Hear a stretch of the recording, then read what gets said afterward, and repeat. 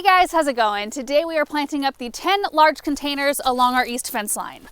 So excited to see some fresh color here. We've got some really beautiful things to work with, but I also want to take a look back at the other years that we've planted along this same fence. It's been 7 years. We've had some years where they've just done phenomenally well and other years where they've struggled a little bit. And I think we've learned a lot along the way too. I know one of those years we were just learning about budworms. They were fairly new to our area, so we struggled with that a little bit. So anyway, we'll take a look back in a minute. First, I want to show you what we're planting. So we've got a purple fountain grass as our centerpiece, full sun loving, beautiful striking centerpiece that grows super fast. And I haven't done purple fountain grass in here for a few years. I want to say it's been at least 2 years since I've done it, maybe 3. So I'm excited for that.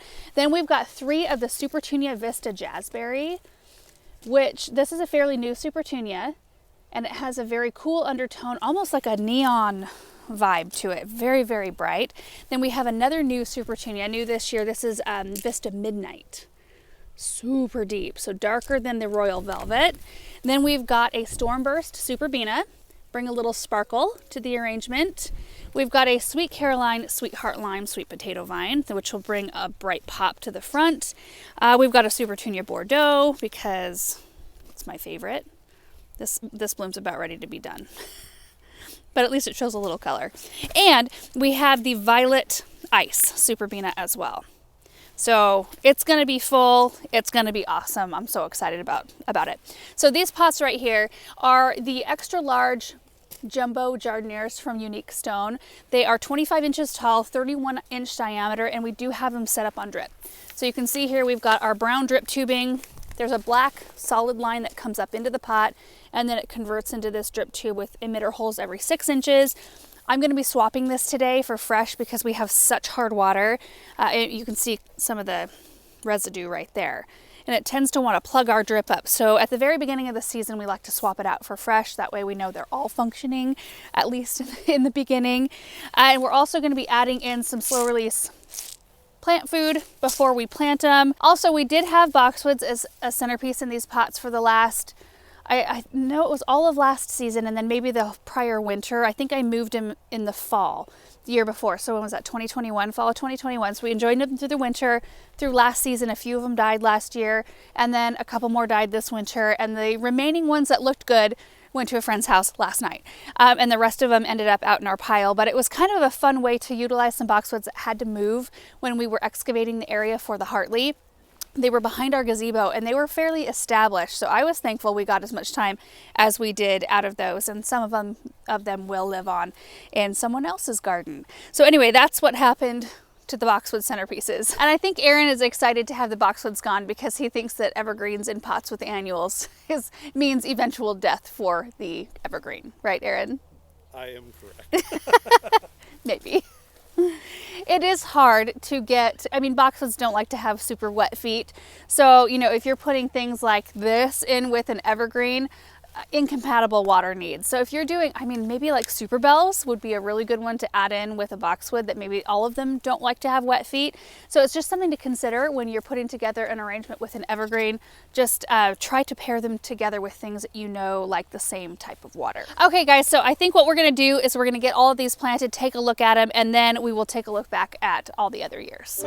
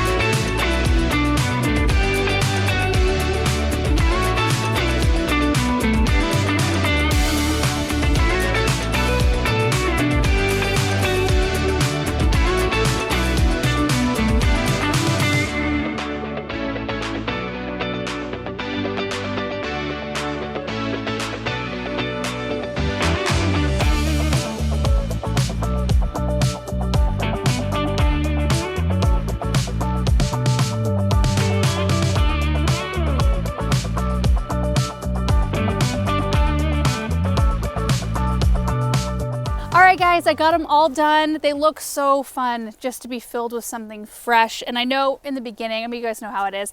You plant up these pots, and even though I did put quite a number of plants in here, what did I do? 2, 4, 6, 8, 9 plants total.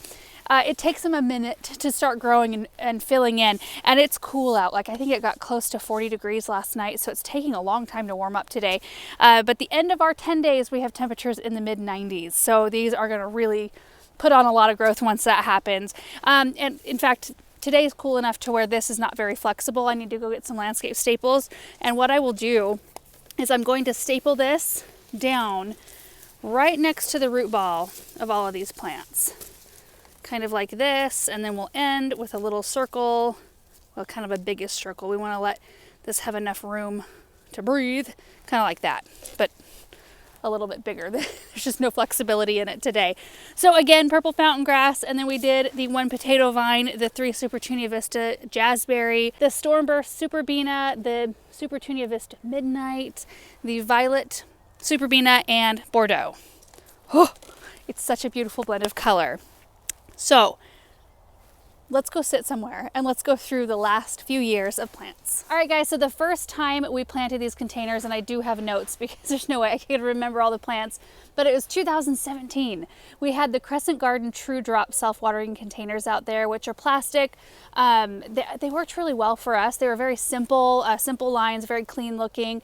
And I want to say at peak heat, we were having to fill the reservoir once a week, maybe every 6 days or something like that when it was over 100 degrees. But oh my goodness, that was so much better than having to water them every day. And then eventually we replaced them with the concrete containers and set the whole thing up on its own zone on one of our drip zones. So that works out really well, and I love the way they look now. But that first year we planted the Above and Beyond recipe, which is Supertunia Vistas in fuchsia, silverberry, and bubblegum.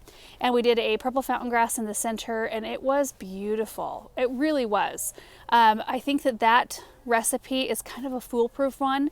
Like, if you are a beginner and you're not sure what to put together, what can handle the vigor of each other, because some of these Supertunias are way more vigorous than others, and some just aren't. And you know, you learn by pairing things together which things work and which don't. So anyway, this is a really good one, and I think it was I'm glad we chose that for the very first year of these pots because it really was stunning. The next year in 2018, we had the same containers out there. I did the same centerpiece, which is the purple fountain grass, and then I used Supertunias again, but not Vistas. I used Supertunia Bordeaux, Limoncello, and Royal Velvet. And so dark purple, you've got like the lavender with a dark purple veining, and then that real sweet soft yellow color. And they did well for most of the season, but I have to say that they looked a little weary towards the end. I'm not sure that at the time, I know Royal Velvet has been improved since then, but Royal Velvet and Limoncello weren't quite as productive as Bordeaux. Still a really pretty blend, and I think now with the improvements to Royal Velvet, I would probably have better luck with those together. But yeah, I think overall it was a very successful year again. Then in 2019, we decided to do something completely different, and Aaron and I did a container planting competition. So we had 14 pots out there at the time, and so I planted 7, I picked out the plants for him, he planted 7, and he picked out the plants, and it was a fun year because I think we learned a lot.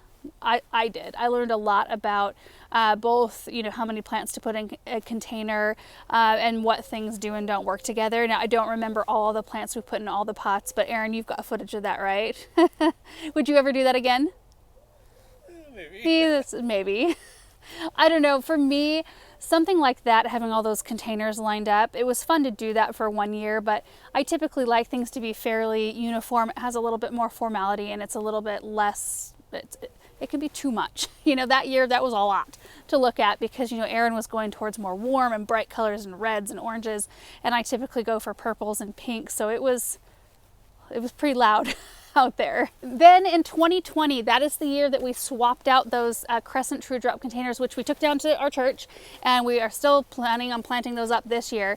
But we swapped them out for the Unique Stone planters that you just saw, and got them all on their own brick pads and got them all set up on their drip system. And that year they were pretty stunning, I have to say. We did a Skyrocket Pennisetum as the centerpiece, and I'm not sure that actually showed up in all of them. Did it, Erin? I think in some pots it showed up and in some it wasn't. It's not as aggressive as a purple fountain grass, so just know that.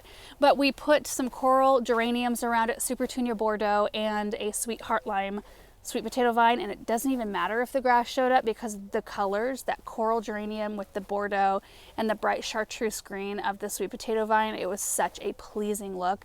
And I would absolutely do that entire, maybe with a different centerpiece, but I would do that entire combination again. The next year, 2021, we tried a salvia as a centerpiece, and it was a new salvia, the Unplugged Pink, and we did Supertunia Vista Bubblegum and Superbena Sparkling Rose around it.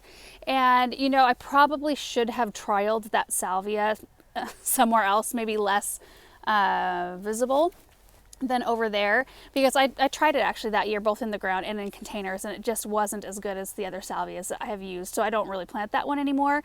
It got gobbled up. I don't even know that we even saw it in most of the containers. Maybe like if you spread the bubble gum apart, you could maybe see a little remnants of the salvia in there, but you could see the Sparkling Rose Superbena though.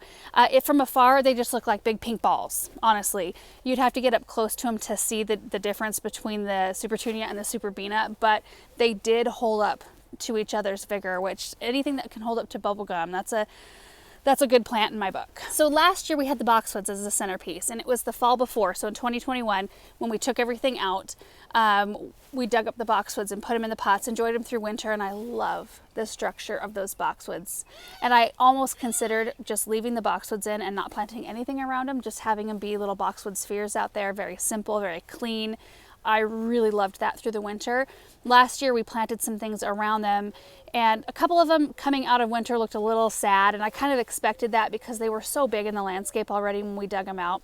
And there was one in particular that was all wrapped around the base of a vine that we had growing around a pergola that doesn't exist anymore back there, but it was really hard to get a good root system on that one. So we did lose a couple eventually last year, and I ended up having to pop them out and put purple fountain grass in their place. So by the end of the season we had like 2 boxwoods of grass, 2 boxwoods of grass. And it was weird because they died in a perfect pattern, so it ended up being fine. But I put Superbena Imperial Blue, one of my favorite Superbenas. It was awesome. That plant did so great. And then the Sweet Heart Lime Sweet Potato Vine, also great.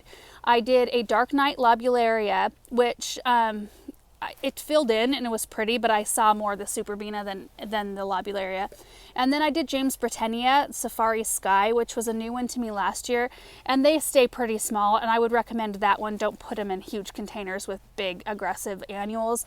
Put that more, and I mean, maybe they would do better with like Super Bells that stay on the smaller side, but they tend to like their roots to dry out and that sort of thing, so they got kind of gobbled up. In the end, all you could really see was the Superbena and the Sweet Potato Vine. Still beautiful look. And that brings us to this year. So that's 7 years of planting. So we'll see how we do this year with the containers. I'm really excited. I really will be interested to see how that new Midnight Supertunia, I grew it last year. It was not as, I don't know, it wasn't as aggressive as some of the Vistas, and it is a Vista. So we'll see if it can hold up to the Jazzberry. You can tell a difference in the leaf structure between like the Jazzberry and the Bordeaux. And then the Midnight looks like it kind of is more of a spreader. I mean, they all spread and drape, but some have a little bit more of a soft look about them, and this one has a very strict, like very matted sort of appearance. So it'll be interesting to see what that one does. I purposely tucked that one a little bit toward the back just in case it can't hold up. And that is it, you guys. It is so fun to be back at it and planting more containers. We have so many more to do. It's just, it feels good to look at some fresh things. So we will be giving you updates and reports on these as we go. Now, in terms of maintenance, I guess I should mention that the drip system runs. Right now, we're not running it every day because it's still fairly cool, but during the heat of summer, we run it every single day. We use the Proven Winners water-soluble fertilizer once a week, and we use that one because it has the EDDHA chelated iron in it, which for us is really important. We have high pH, which tends to lock up nutrients, specifically iron, which helps keep the plant's leaves very dark green and very lush looking. And if we use a fertilizer that has that specific EDDHA chelated iron, it's very important that it's that specific one. It helps feed the plants what they need in order to stay nice and deep green so that we don't have leaves yellowing out. We also have to spray Supertunias and super bells if we use them, which I do have a few to use this year to try them again, but we spray them once a week with BT or Captain Jack's Dead Bug, which is a spinosad, and that is for budworms. If we don't do that, the budworms tend to take over and then we end up with no flowers. We've done specific videos about that in the past. So anyway, that is it, you guys. Thanks for watching. Hope you enjoyed it. We'll see you in the next one.